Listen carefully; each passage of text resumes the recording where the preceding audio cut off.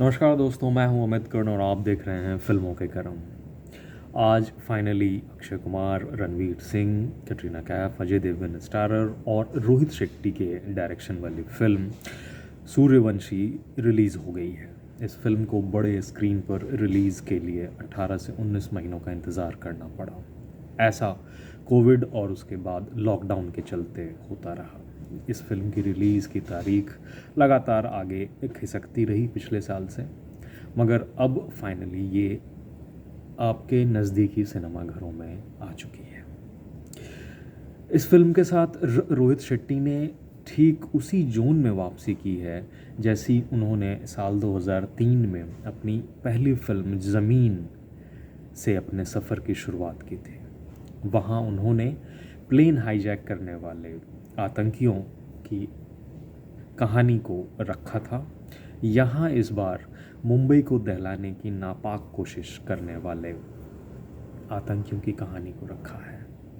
उन आतंकियों की अपनी वजहें हैं, उनके अपने तर्क हैं, जिसके तहत उनका मानना है कि इंडिया के मुसलमानों के साथ लगातार नाइंसाफ़ी होती रही है।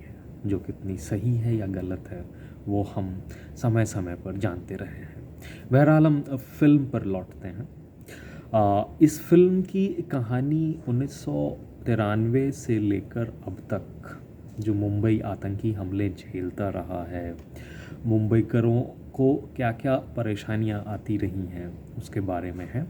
कश्मीर से आर्टिकल 370 स्क्रैप हो चुका है, उसके बाद फिर से आतंकी संगठन लश्कर सक्रिय हो चुका है। वो मुंबई में फिर से आतंकी हमले करना चाहता है ताकि भारत के हुक्मरानों को एक मैसेज जाए कि भाई, अगर आप हमारे साथ उनके हिसाब से कुछ गलत करेंगे तो उसका खामियाजा उन्हें भुगतना पड़ेगा।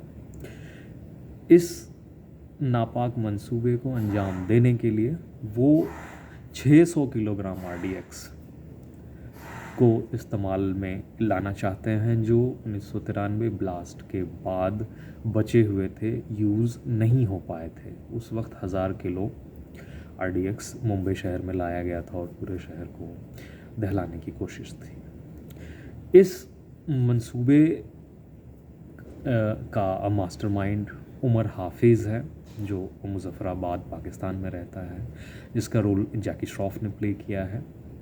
वो अपने बेटों के साथ साथ बिलाल अहमद नामक उस इंसान की मदद लेता है जिसके घर को दंगाइयों ने फूंक दिया था।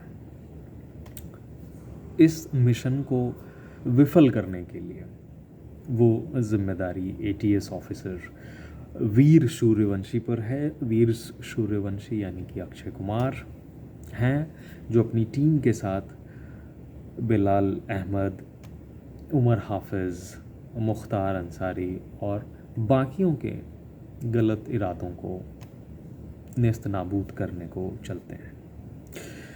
इस फिल्म में सारे किरदार लार्जर देन लाइफ हैं, क्योंकि रोहित शेट्टी का इरादा दर्शकों को बिग स्क्रीन एक्सपीरियंस देने का था। उन्होंने इसकी कहानी उसी तरीके से डिज़ाइन की है कि लोग इंगेज रहें, इनग्रॉस रहें, एंटरटेन होते रहें। तो उन्होंने एक्शन और ह्यूमर दोनों साथ साथ रखा है।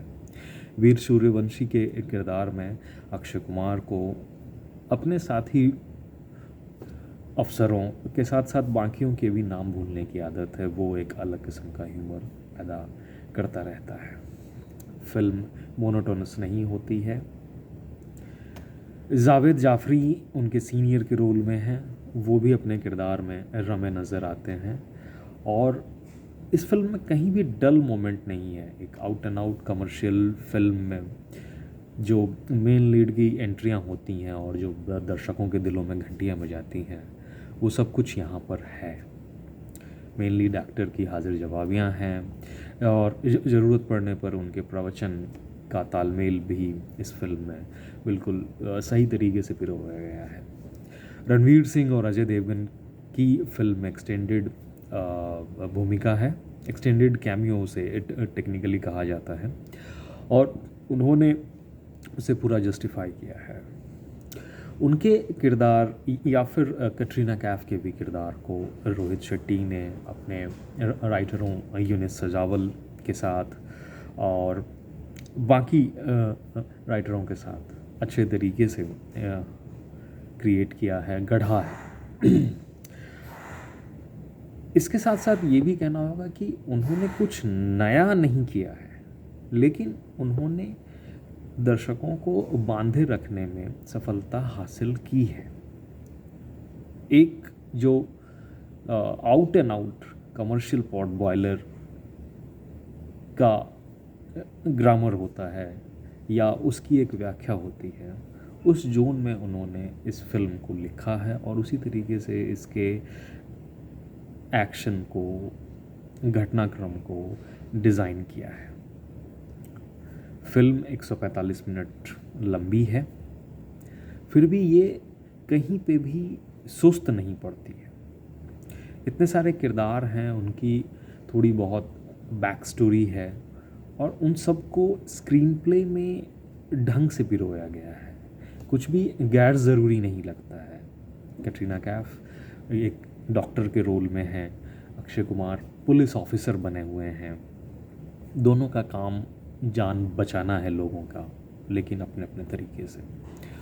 उन्हें मेटाफोर के तौर पर मेकर्स ने, राइटरों ने सही तरीके से सधे हुए अंदाज में पेश किया है।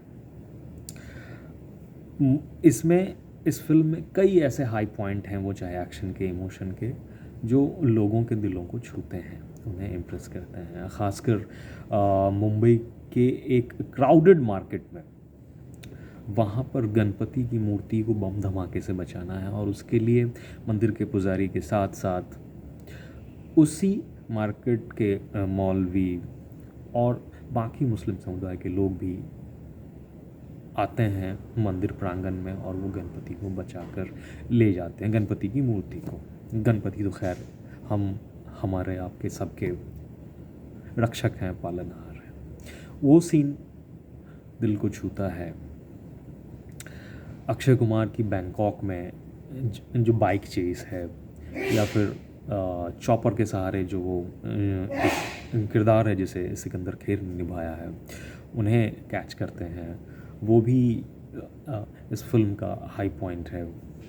रणवीर सिंह की बतौर सिम्बा, अजय देवगन की बतौर सिंघम, जो एंट्रियां हैं उनको काफ़ी दिलचस्प रखा गया है, बनाया गया है।